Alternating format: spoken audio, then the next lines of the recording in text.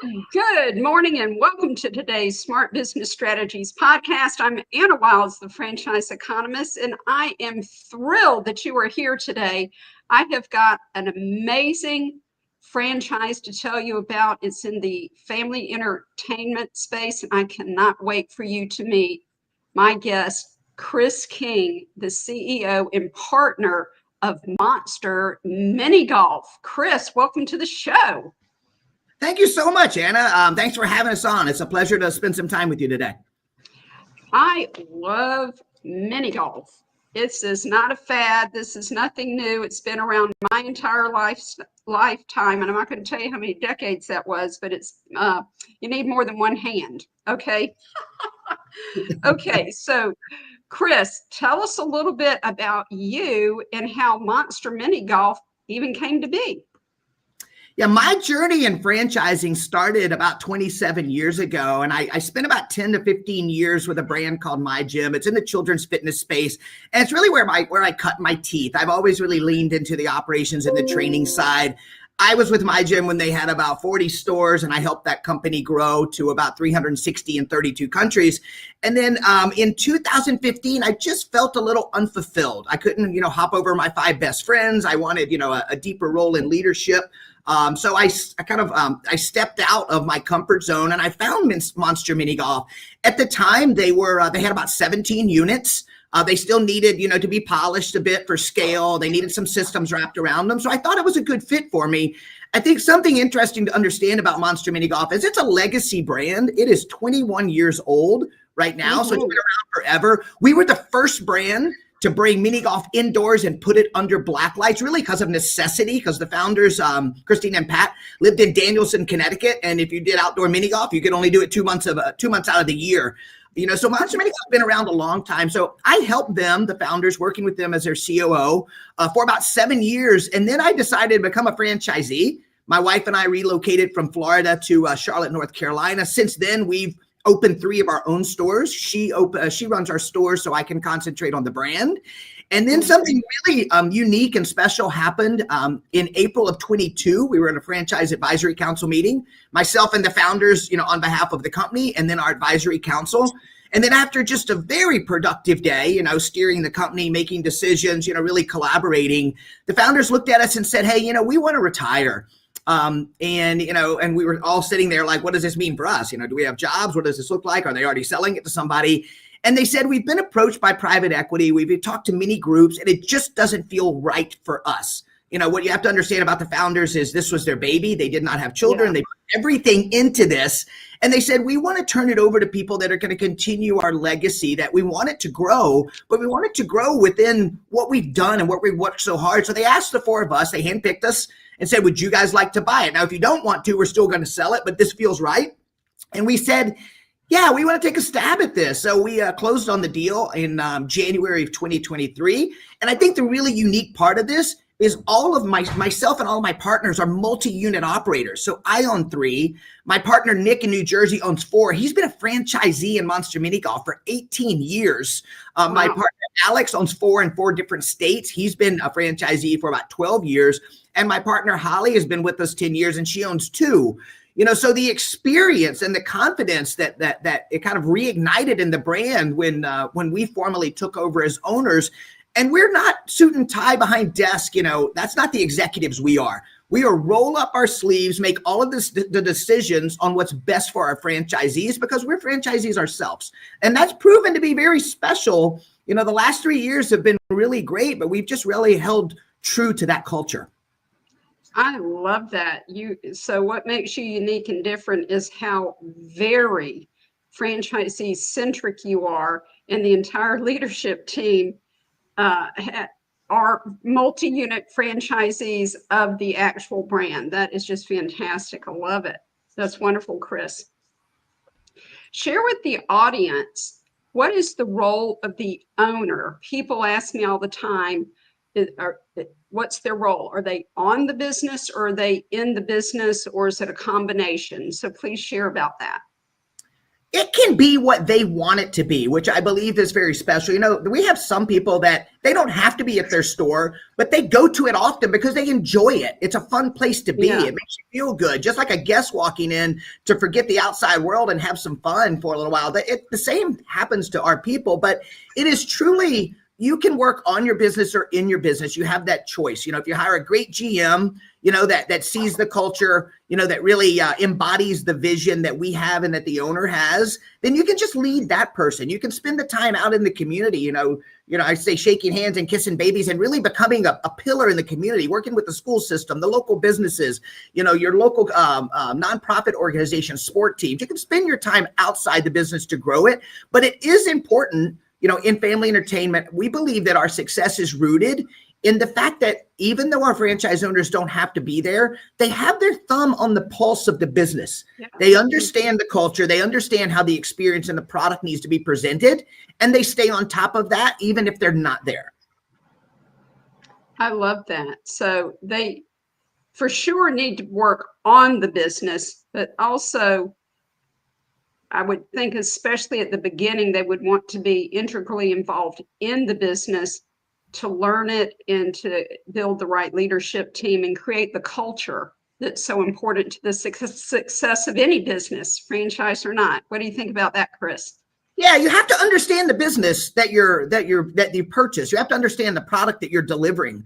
So you do have to spend some time inside that business, or then you can't coach the people to run it the way it's supposed to be run. So I totally agree. I totally agree with that. There's an onboarding period that's going to be crucial to the business. And then as you get comfortable and as your team starts to excel, then you can slowly start to back away. And then at that point, it's your choice how much time you want to spend in it and outside of it. But we all know, the more time you spend outside the business trying to grow the business, usually in those scenarios, the more successful the business is going to be. Right. And what I've seen is that, especially like each of you partners, then it's once you get the first one up and running, then it's wash, rinse, and repeat, and open the second and the third or the fourth or whatever the goals are that the franchisee has. And even from my own experience, my wife, we have a very good division of workload. I'm with the brand. She runs our local stores. But, once you get that first store open, where you have more human capital, you have people in the first store that can help with the second store, and then vice versa if you want to move to the third. I give the example, my wife runs our stores, and she cumulatively inside the buildings every week now with 3 stores probably spends about 6 hours, a 2-hour meeting each week, independent with each store manager, but in the beginning, she spent the first 4 months there of the first store, but it got easier and easier. But, we have a great life work balance. She stays on top of those businesses as the owner, but she's not living in those businesses. Oh, what a great lifestyle business you are. Fantastic. And share with the audience, Chris, what kind of background is required to be a success with a Monster Mini Golf? Well, our franchisees come from many walks of life. I mean, we have franchisees that were heavy in corporate retail. We have franchisees that were heavy in finance, even with tech companies such as Amazon. And what most people are looking for is just a lifestyle change. And there's a lot of franchises that can present that. Ours presents a lifestyle change, but also gives you something fun that you can become a pillar in that community. Our model is very simple. We don't overcomplicate things. So you don't really have to have, experience in mini golf and family entertainment. We're a legacy brand. For 21 years, we've been doing this. So we have the recipe, we have the playbook, so they really come from all walks of life, and there's not a huge learning curve to what we deliver. All right. I love that. So pretty much if you have leadership skills and just some good business acumen, you're a good fit for Monster Mini Golf. Is what it sounds like. Yeah, and the leadership skills are really honed in on leading a team of young people today. This is an environment that we live in today where technology and cell phones, and I mean, they take over, and there's so much screen time. And, our concept is really personalized. It's age appropriate connections with humans. It's not about the tech. It's about, physically touching and connecting with people. So that's really where the leadership is. getting people to buy into that culture and what we do from a guest experience standpoint. So if you want to, lead a team of young people, to really become, stewards of something special, that's really where the leadership is. All right. And share with the audience the labor model. You had shared with me that a typical location is 10 to 12,000 square feet. And so what kind of staffing is needed for that?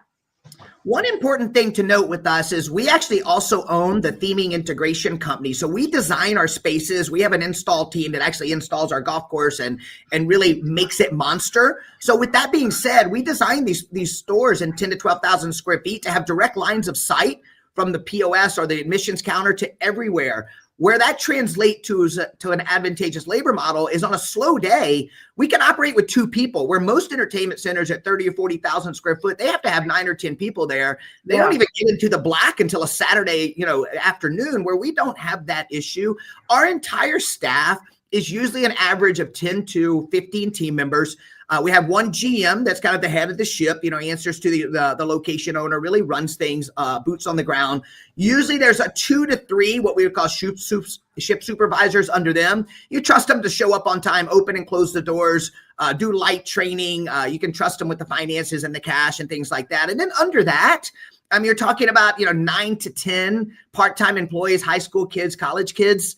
And, we're heavy on weekends, but the weekends are really you don't need more than 3 to 5 people on any given shift. You raise the labor count when you're booking it or fully booked out with the birthday parties and events. But the beauty behind that is that's booked business that people have already paid for. So the labor's baked into that. So those events aren't really increasing your labor model. They're just increasing the revenue. Absolutely. I love your labor model. Okay. This show is called Smart Business Strategies, Chris. You've already shared several that Monster Mini Golf has, but what's a real takeaway that you want the audience to have about Monster Mini Golf, a smart business strategy that y'all use? The smart business strategy that we've really adopted, and it just takes discipline to do it, is be very comfortable in your own skin. Be very comfortable in the model that you have, from a business model standpoint, and stay true to that, because in our industry, especially family entertainment, there's all kinds of new shiny toys in front of us every day. Yeah. We can be saying, hey, let's do this, let's do this, let's do this. And most of those come in and out like fads. So we've stayed very true to, a very cool guest experience around the game of mini golf. We've stayed true to operational investment and expense responsibility. And we've stayed true to, like you said, that labor model, knowing that, we don't have high labor, but we invest in great people that can put our product out there. So I just think in a world where there's so many things you could do, be very confident in your own skin, and something that works, just really stick to that anchor. I love that. Yeah. Don't try to catch up with the Jones, keep up with the Joneses or chase the latest fad. I mean, like I said at the beginning, I've played mini golf and I love mini golf for decades. It's just an awesome family activity. It's just fun. I love it. Anna, one point that's cool about what you just said about mini golf. Mini golf was the first form of family entertainment. It's been around for over 100 years. And for 100 years, it was profitable as an outdoor seasonal activity. I mean, if you think about that, now you take away the climates and you bring it indoors and you make it more cool and you make it more immersive. That's a trend today in everything's being, made better than it was years ago, but they're sticking to the core of what that activity was. Absolutely. Love that. So if someone wants to learn more about Monster Mini Golf, Chris, what should they do? Well, and I think it's kind of obvious. I mean, with your experience, you've been placing people with, the brands that fit them forever. I would say lean into you and your 20 years of experience helping entrepreneurs. So they can reach out to you. You can see if it's a fit. And if it is, you'll get them in touch with us. Absolutely. I will, Chris. Audience, this is Chris. I want to call you Chris King. I was about to say this is King Chris is what I almost said. Do you love that? King Chris of Monster Mini Golf, CEO and partner. Thank you so much for being here, Chris. It's been a pleasure. It was my pleasure. Thanks so much, Anna. Absolutely.